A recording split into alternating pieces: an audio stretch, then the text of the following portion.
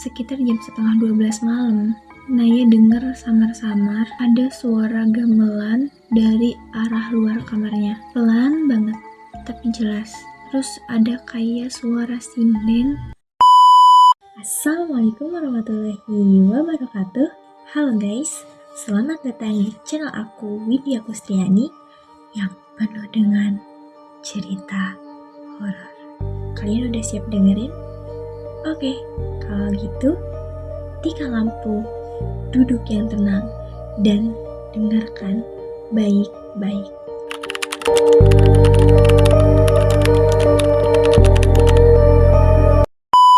Nah, di cerita kali ini, seperti yang ada di judul, tentang sebuah kebaya merah tua yang dikasih neneknya Naya. Semenjak Naya dikasih kebaya itu, ada hal yang aneh yang dialami oleh Naya. Ada cerita apa di balik kebaya merah itu? Penasaran? Dan berikut adalah ceritanya. Nah, jadi ceritanya tentang seorang cewek namanya Naya. Umurnya baru 18 tahun. Biasa hidup di lingkungan modern. Pokoknya jauh dari suasana kampung. Tapi waktu liburan semester, Naya diajak ibunya pulang ke kampung. Katanya sih cuma mau nengokin nenek karena udah lama banget gak kesana. Nah, rumah neneknya itu ada di daerah yang lumayan jauh banget dari perkotaan. Masih banyak hutan, terus kebun, sawah yang luas, suasananya sepi tapi adem. Nah, pas pertama Naya sampai di sana, langsung disambut sama neneknya yang kelihatan udah tua tapi masih energik. Nah, neneknya ini dulu adalah seorang sinden terkenal di masa mudanya. Suara dia halus banget dan masih suka nyinden pelan. Suatu sore, sebelum Naya pulang ke kota, neneknya manggil dia ke kamar. Kamar nenek itu khas banget. Ada lemari kayu besar. Bau kayunya itu nyampur sama wangi melati yang kuat banget. Dari dalam lemari, nenek ngeluarin sebuah kebaya tua berwarna merah. Kebayanya cantik banget, tapi modelnya jadul. Bahannya halus banget. Dan kalau kena cahaya, kainnya itu berkilau kayak abis baru disetrika. Nah, nenek itu bilang pelan, "Naya, kebaya ini dulu nenek pakai pas pertama nenek manggung. Sekarang nenek pengen kamu simpen ya."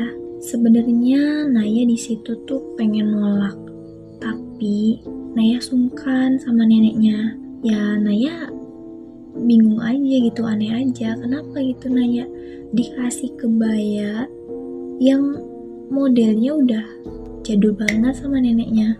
Gayanya juga bukan dia banget. Cuman karena Naya gak enak nolak, jadi akhirnya Naya menerima kebaya tersebut.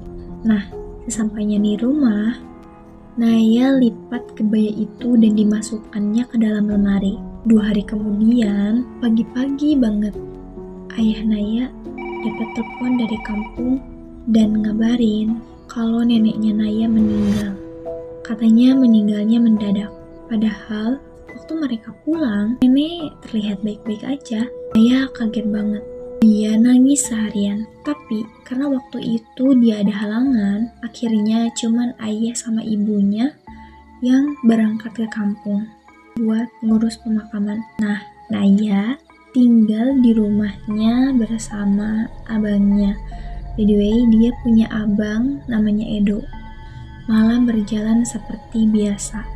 Pas waktu nunjukin pukul 23, waktu Naya masih belajar, tiba-tiba dia ngerasa ada yang lagi liatin. Padahal di kamar itu dia lagi sendirian. Nah, pas nengok, gak ada siapa-siapa. Naya cuek aja, lanjutin belajar. Ya, dia cuma mikir dia cuma halu aja. Nah, tapi besoknya kebaya yang ditaruh Naya di lemari mendadak pindah posisi. Tadinya dilipat rapi, sekarang digantung. Dan lemarinya kebuka, seperti kayak ada yang baru ngeluarin terus masukin lagi. Naya tanya sama Edo, tapi Edo bilang, ngapain kakak megang kebaya?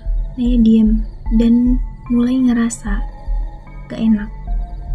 Nah, malam berikutnya gangguannya makin jelas. Sekitar jam 11:30 malam, Naya dengar samar-samar ada suara gamelan dari arah luar kamarnya. Pelan banget, tapi jelas. Terus ada kayak suara sinden lagi latihan.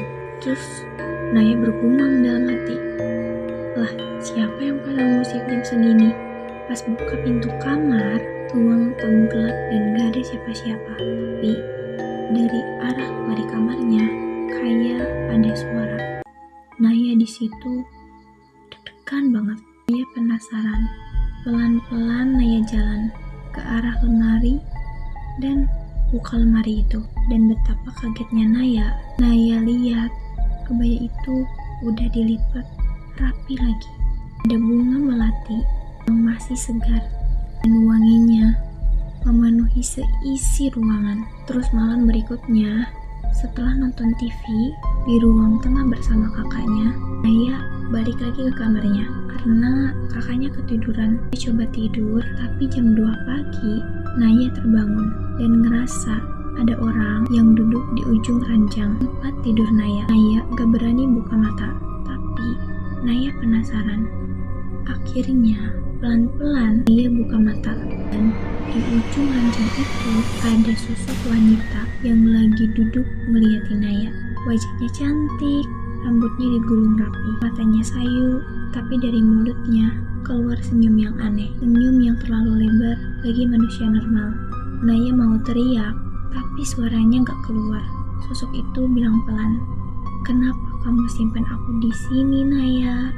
Besokannya, Naya telepon ayahnya dan minta ayahnya cepat pulang. 3 hari kemudian, ayah dan ibunya pulang. Pas sampai rumah, Naya langsung ceritain semuanya sambil nangis. Wajah ayah dan ibunya seketika pucat. Dan ayahnya cuma bilang, "Nenek dulu memang punya sesuatu. Makhluk itu katanya bantu nenek tampil di panggung, tapi lama-lama jadi kuat dan nenek gak bisa ngelepasin dia." Dan akhirnya ayah Naya mutusin buat manggil ustadz setempat buat bersihin rumah. Malam itu sekitar jam 8, Pak Ustadz datang dan kebaya merah itu diletakin di depan Pak Ustadz. Pak Ustadz mulai baca doa. Awalnya biasa aja, tapi setelah beberapa saat, dari arah kamar Naya terdengar suara gamelan, sinden, dan suara wanita ketawa nyampur jadi satu. Pak Ustadz tetap baca doa. Naya ketakutan sambil meluk ibunya. Tiba-tiba kebaya itu bergerak sendiri, melayang, dan dari arah dinding ada bayangan wanita muncul. Wajahnya sama persis kayak yang Naya lihat waktu di kamar Naya. Wanita itu menatap Naya sambil bicara, "Aku dijanjiin gak akan dibuang, tapi kenapa kalian bakar?" Ustadz terus membaca doa. Sosok itu makin marah, berteriak kesakitan, dan tubuhnya mulai menghilang, dan akhirnya hilang. Setelah doa selesai, semuanya sunyi, dan Ustadz bilang penjaga itu sudah pergi. Nah guys, gimana cerita kali ini menurut kalian? Komen di bawah ya. Dan sekian dulu cerita dari aku. Mohon maaf kalau ada salah kata dan ucapan. Dan jangan lupa like, komen, share, dan subscribe video ini supaya aku semangat bawain cerita selanjutnya ke kalian. Bye-bye.